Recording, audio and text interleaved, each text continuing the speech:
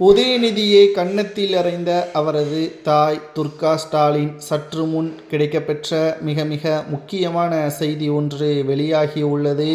திமுகவின் மூத்த நிர்வாகிகளையும் மூத்த அமைச்சர்களையும் மரியாதை குறைவாக பேசியதும் தற்பொழுது 2026 சட்டசபை தேர்தலில் உதயநிதி அவர்கள் எடுக்கக்கூடிய முடிவுதான் இறுதியானது. புதியவர்களுக்குத்தான் வாய்ப்பு. வயது மூப்பில் இருக்கக்கூடிய அமைச்சர்களான துரைமுருகன், KN நேரு, பொன்முடி இவர்களுக்கு வாய்ப்புகள் வழங்கப்படாது என்பதை உதயநிதி அவர்கள் ஆலோசனை நடத்தியுள்ளார்.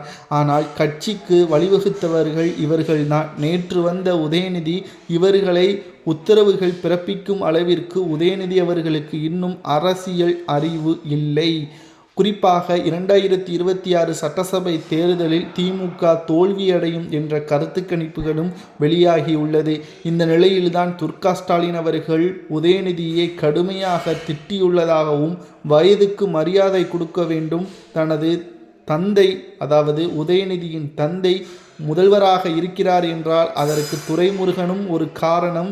கலைஞருக்கு பிறகு அவர்தான் கட்சியின் மூத்த நிர்வாகி, அவர்தான் முதல்வராக தேர்வு செய்திருக்க வேண்டும், அவர்தான் துணை முதல்வராக தேர்வு செய்திருக்க வேண்டும். ஆனால் அனைத்தையும் விட்டு கொடுத்ததற்கு காரணம் கலைஞர் குடும்பம் நல்லா இருக்க வேண்டும் என்பதற்காகத்தான். ஆனால் அவர்களையே கட்சியிலிருந்து ஓரம் கட்ட நினைப்பது மடத்தனம், முட்டாள்தனம். அது நிச்சயமாக மக்களை ஏமாற்றக்கூடிய வகையில் அமையும் என்று துர்கா ஸ்டாலின் அவர்கள் கடுமையாக உதயநிதியை கண்டித்திருப்பதாகவும் கன்னத்தில் அறைந்திருப்பதாகவும் தற்பொழுது தகவல்களும் வெளியாகியுள்ளது.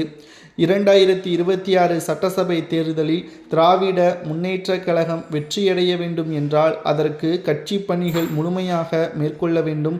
2026 சட்டசபை தேர்தலில் திராவிட முன்னேற்றக் கழகம் ஒவ்வொரு தொகுதிகளிலும் களப்பணிகளை ஆற்ற வேண்டும். திமுகவின் நற்பெயர் தமிழக மக்கள் பேசப்படக்கூடிய வகையில் அமைய வேண்டும். உட்கட்சி மோதலை ஏற்பட்டால் நிச்சயம் திமுக பிரச்சனைகளுக்குள்ளாகி எதிர்க்கட்சி அந்தஸ்தை கூட இழக்க நேரிடும். அதற்கு பிறகு உன்னுடைய பதவியை தக்க வைத்து கொள்ள முடியாது, அனுசரித்து செல் என்று துர்கா ஸ்டாலின் அவர்கள் உதயநிதியிடம் தெரிவித்திருப்பதாக தகவல்களும் கிடைக்கப்பெற்றுள்ளது. ஏனென்றால் இந்த சட்டசபை தேர்தலில் அதிமுக தோல்வியடைந்து திமுக வெற்றியடைந்தால்தான் அடுத்த 20 ஆண்டுகள் திமுகவின் உச்சத்தில் இருக்கும். ஆனால் இந்த தேர்தலில் திமுக மிகப்பெரிய தோல்வியை தழுவி அதிமுக மிகப்பெரிய ஒரு வெற்றியை பெற்றால் எதிர்க்கட்சி அந்தஸ்தை கூட திமுக இழந்தால் உதயநிதியின் அரசியல் வாழ்க்கை முடிந்துவிடும் என்பதை எச்சரிக்கை